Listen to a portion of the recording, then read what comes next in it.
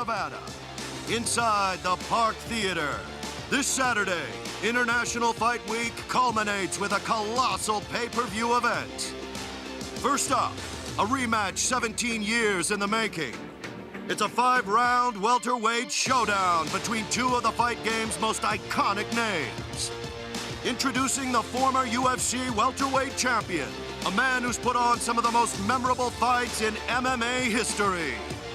28 career wins with 20 by knockout. Welcome, Ruthless Robbie Lawler.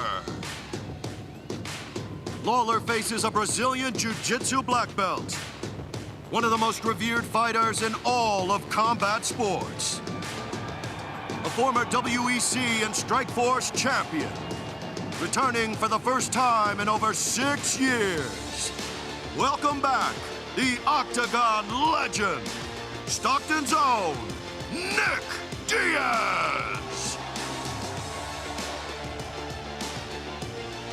Moving on to the co-headliner for the undisputed UFC Flyweight Championship. Here is the challenger, a former Invicta champion, looking to shake up the MMA world by beating the Bullet. Winner of 5 straight fights. This is Lucky Lauren Murphy. And her opponent, dominant at every level. She's owned the UFC flyweight division since its inception. Winner of 7 straight fights. And looking to defend her title for a record 6th straight time. One of the best pound-for-pound fighters in the world today. This is Valentina Shevchenko. Moving on to the main event. It's a battle between elite featherweights. The challenge for the throne hails from California and brings with him a lethal finishing ability that has put him on the doorstep of UFC gold. Riding the momentum of his dominant victory over the Korean Zombie, introducing Brian T-City Ortega. And finally, one of the best fighters in the world today, an Australian champion who has run the featherweight division for nearly 2 years, holding wins over Chad Mendes, Jose Aldo, and Max Holloway twice. Here is the reigning, defending, 145-pound UFC champion, Alexander the Great Volkanovski. What's up, Vegas? How are you? Thanks for coming out today. We appreciate it. John Morgan, where you at? Over here, guys. No disrespect to the champions, but Nick, I know a lot of people are here to see you and very excited that you're back, so I want to start with you. Look, Nick, I know you have kind of a love-hate relationship with Fight Week, but I do wonder how you feel right now, with the crowd in front of you, all the support that you're getting right now. Does this feel at least a moment that you can enjoy? Yeah, no, I feel good. I feel real good. See everybody. Thanks, Nick. And, we found out earlier this week it's going to be a middleweight fight instead of a welterweight fight. So I'm just curious, tactically, strategically, does that favor one person or the other? Do you think that changes this fight at all, the change in the weight class? No, I think it just makes it a little smoother. Smoother ride. Yep. Fair enough. And last thing, Nick, that I wanted to ask for you. As you sit here, is this something that you see, like, I want to keep doing this? I know you probably want to see how things go on Saturday and how you feel afterwards, but is this something you say, I can't wait for this to be over and never do it again? Or are you saying, no, I'm happy I'm back and, seeing this for the crowd, I want to do this more often? Yeah. Well, definitely want to do this more often. Especially if I get my ass whooped. If I get my ass whooped, I'm going to come back right away. If I get my ass whooped, I come right back. Thank you, Nick. Alex, I want to ask you, we talked to Brian yesterday, and he said, listen, if you guys weren't rivals, if you weren't fighting, he thinks you could be good acquaintances. So I'm curious, after this is over, do you think you can sit down and have a pint and be a good acquaintance, or is this going to go beyond this fight? To be honest, I would have to be pretty drunk to get along with him, I think. I'll be honest again, obviously I'm known to be respectful, but, there's just things that annoy me, and that's that. So, yeah, everything, every word that comes out of his mouth annoys me now. So, yeah, probably not. And Alex, to follow up, I know you're kind of looking still for respect as champ, right? I think people kind of doubt you sometimes. So do you think winning this fight by any means, whether it be, 5 rounds, you'll get that? Or do you feel like you got to go out there and finish this guy to maybe earn that respect as champion that you may be lacking right now? Mate, I want to get that finish. We say that every time, but I'm doing what I can to get that finish. You know what I mean? Right now, winning's not enough. And then obviously doing the whole Ultimate Fighter with Ortega and making it a bit more personal. Obviously going out there and getting the finish would mean so much more. So that's definitely what I'm looking for. I'm going to be pushing, put that pace, crumble him, and get the finish. Thank you, Alex. And Brian, I did want to ask you as well. I mean, obviously this fight was supposed to take place earlier this year. You got to spend a lot of time around him, scouting him, getting to feel him out. I'm curious, did you learn anything from that time? Any weaknesses that you might be able to exploit or anything that you changed from then until now? No, man, nothing's changed. From the beginning camp to the second camp, nothing's changed. All I got to see him a little bit longer than I wanted to, but that's about it. Thanks, Brian. And Dana, just 2 quick ones for you, if I could, please. We know that Nasrat and Hooker are on their way here, I guess, right now. Do you have any updates on kind of their status? And also, if there'll be any kind of weight concessions or anything, it seems like it's going to be tough for them to make weight. Yeah, making fights and getting fights to happen when they're supposed to is tough enough. And then you look at the last couple of years, we've had visas, borders closing down, COVID, and all that type of stuff to deal with. It makes it obviously tougher. But these guys are both absolute studs. I mean, if anybody knows the backstory, one of their moms just died. He flew home for the funeral, then turned around and came right back, had visa issues that we had to fix, and same thing with Hooker. These guys are going to land today. They both want to fight on Saturday, and neither has asked for a weight. They're both going to make weight according to them. So, I mean, those are the type of people that are in this sport, and it's why people love the sport so much. And incredible, unique individuals is all I can say. That's awesome. So. Yeah. And Dana, just one last one. We spoke to Alex and Brian yesterday, and they both said, hey, listen, regardless of who wins, they both kind of look at Max Holloway as still being a #1 contender right now. So I'm curious if you could give us an update on Max, kind of where he's standing, and do you view him as a #1 contender for whoever comes out of this fight? Yeah, I mean, if you look at, you got the champ, and then the top 4 guys in that division are all bad dudes. From Max, obviously, the zombie Yair Rodriguez. I mean, there's a lot of tough guys there. So timing and all the other bullshit that I just mentioned 2 minutes ago will play a factor in who fights next. So we'll see how it plays out. Question for Robbie. Go ahead, Shmo. All right, question for Nick Diaz. In the time you've been out of the octagon, your younger brother, Nate Diaz, he's turned into one of the biggest stars inside the UFC.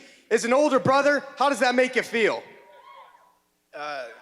Proud. I tried to pave the way, set it up that way. I didn't expect to drag so hard. Coming back's been, it's been kind of a mission. But I've done all the work my whole life, so I've got some fights left, and I'm in pretty good shape. So you look good. Question for the champ, Volkanovski. You started the Ultimate Fighter 0-4. After that, the tides changed. What kind of behavioral changes did you notice in Ortega to give you the confidence for Saturday evening? Mate, I've seen a lot of changes. He was, when he's with his boys, or when his confidence is up, he's up perking his chest and all that type of stuff. As soon as things went downhill for him, he was quiet. He didn't have much to say. So that's why I told him, keep that same energy. If things turn around, keep that same energy. He didn't. So that's it. But I see a lot of holes. I see, just from every time I spend time with him, I see weakness. Every time. Every time I even talk to the bloke. Final question for Lucky Lauren Murphy. You're going up against the champion, Valentina Shevchenko. She's never lost in this weight division. You're here for a reason. You're used to the underdog role. You're plus 1,700. Why is Saturday night going to be different for you? Different than what? I've been winning all the way up to this point. It's not going to be any different than what I've been doing to get here. Why is it going to be different for the champ Valentina? I messed up.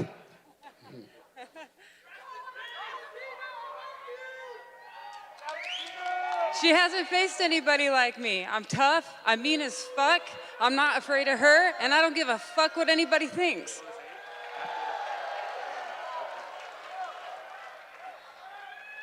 Go ahead, Kevin.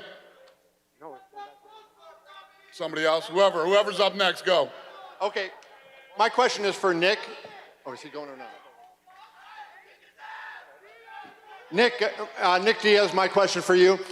Just one question is, since you last fought, your brother has become a star in the UFC, headlined a show at Madison Square Garden, has had many memorable fights.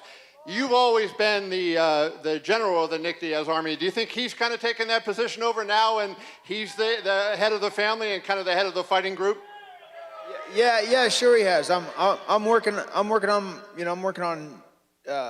leveling up with him a little bit, as far as I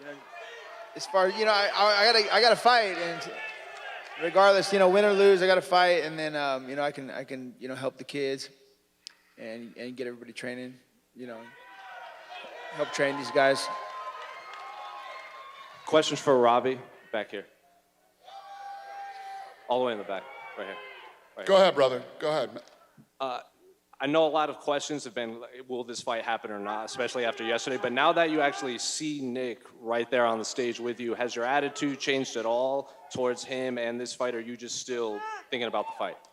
It's just business as usual, just focusing on the task at hand. Nick's a hell of an opponent, so I had to make sure my training camp went really well, and that's what I focus on, what I need to do, and everything I can handle, I've done it, so I'm ready to go. And one for Nick. You have two teammates on this card. Nick, up back here. You have two teammates on this card that a lot of fight fans might not know. So for fans who don't know anything about Martin or Maximov, what can they expect when they fight? Yeah, I mean, Maximov, he's a strong kid. He's got a lot of potential. I see him going far in the sport. With his skill set, I don't think anybody's gonna match that. He's a strong kid. Then one last one for Valentina back here.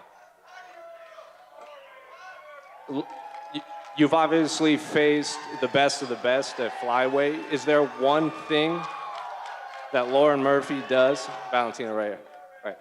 You've obviously faced the best of the best at flyweight, but is there one thing that you see from Lauren's game that she does better than your previous opponents? I always say, there is no similar fight games, there is no similar people that fight in the same style.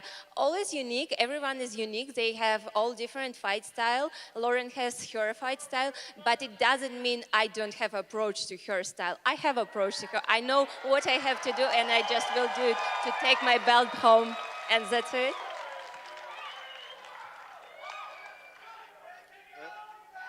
Hey, Nick, right down here on your left. Over here in front. It's all good, bro. Nick, when people say this is the people's main event, Diaz versus Lawler 2, what does that mean to you? That's great. I'm glad they feel that way. Valentina, for you, people keep talking about what keeps her motivated, what keeps her performing at such a high level for so long. What's your answer? I was answering is all week long, what is my motivation? Martial arts is my motivation. Be part of UFC, it's my motivation. Compete in the high level of through all fighters who's the highest level in the world. This is my motivation. What can be else? Then for Dana, you got the Hall of Fame, you've got fan signings all week. Would you say finally 100% for the UFC, it's wide back open after pushing for so long? Yeah, I mean, we're wide open in certain states, There's other countries that we still can't go to, but, at least now people can move around, the United States, and New York's a big one. The fact that we're getting into New York, and if we can get in there and pull this thing off without anything going wrong over there, We're on our way. I'd say we're on our way, yeah. If you were a fan and you're one of the people like the rest of us, which fan event would you be at this week? If I was a fan, where would I be? Which one of the At the events? fight. Yeah.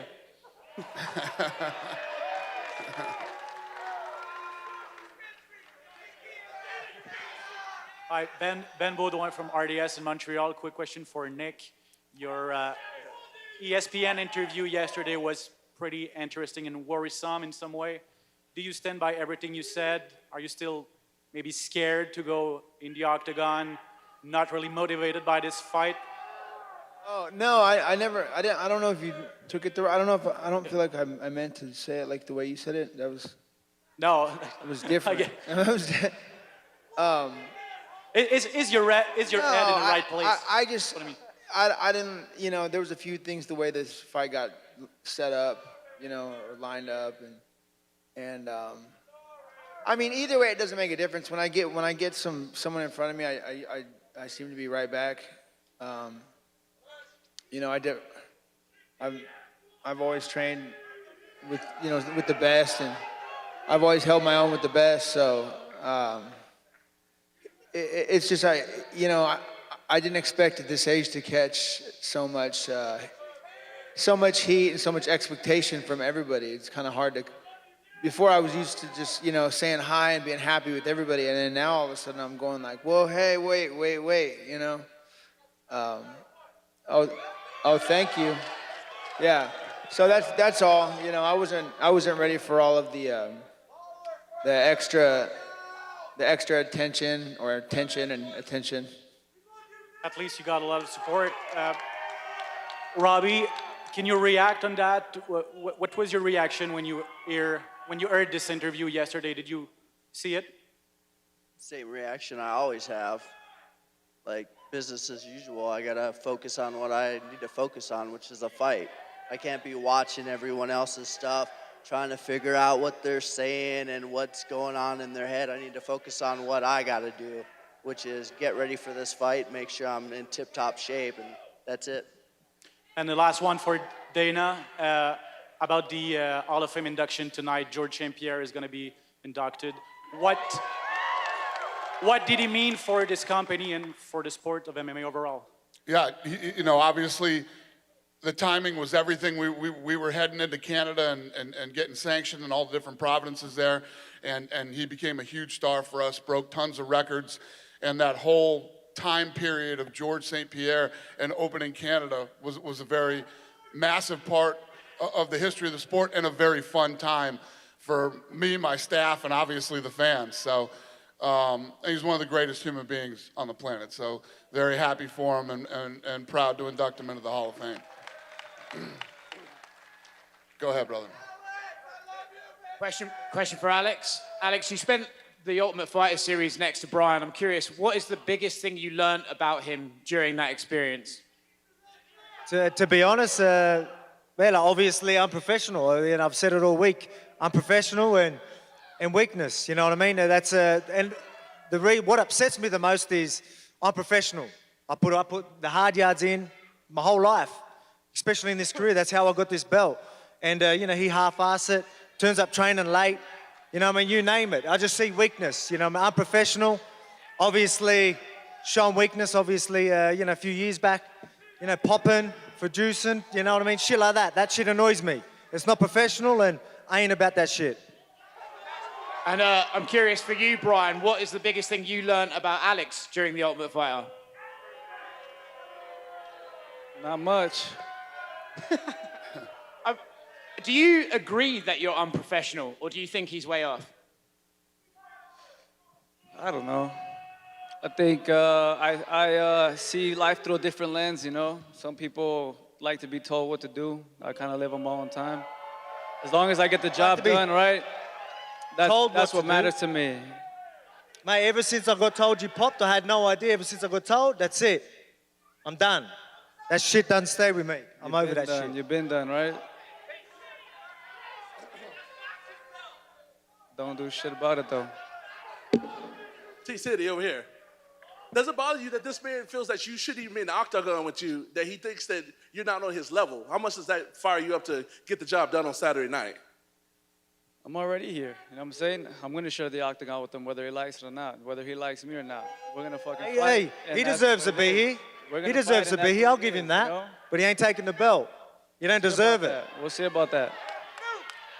Have you thought about, have you envisioned about getting your name called and hearing and new and being that guy from the hood to represent on this big level? How much of a dream with the reality would that become? I envision it all the time, man. I envision all the time. Someone that came up like I did and had to go through the shit that I had to go through to get here and to keep working.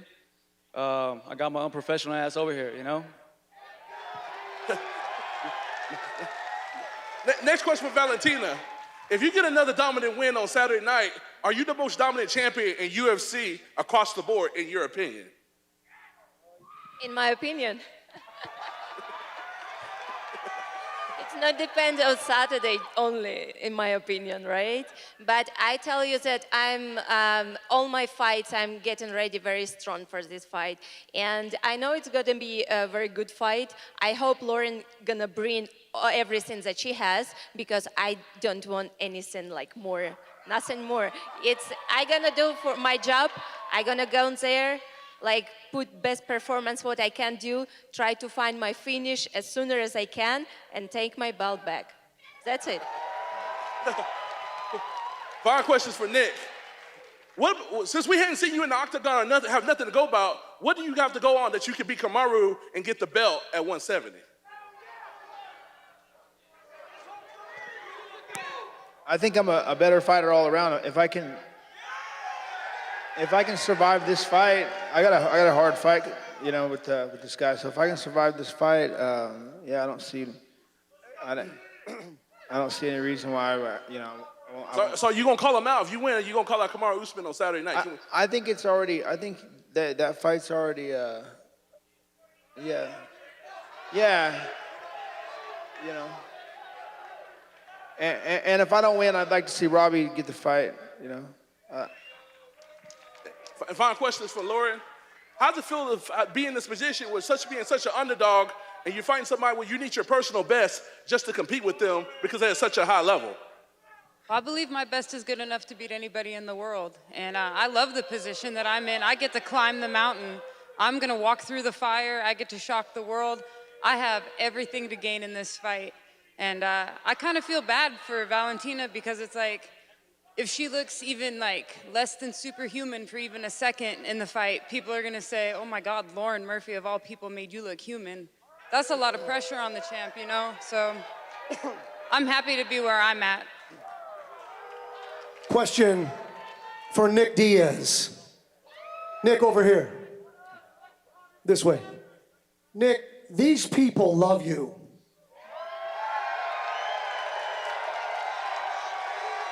Nick, the world loves you.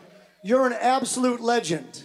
But earlier this week, you told ESPN, quote, I have a lot of resentment toward the sport for taking so much from me and not giving anything back. It's a fair question. What did the sport rob you of, and what does it still owe you?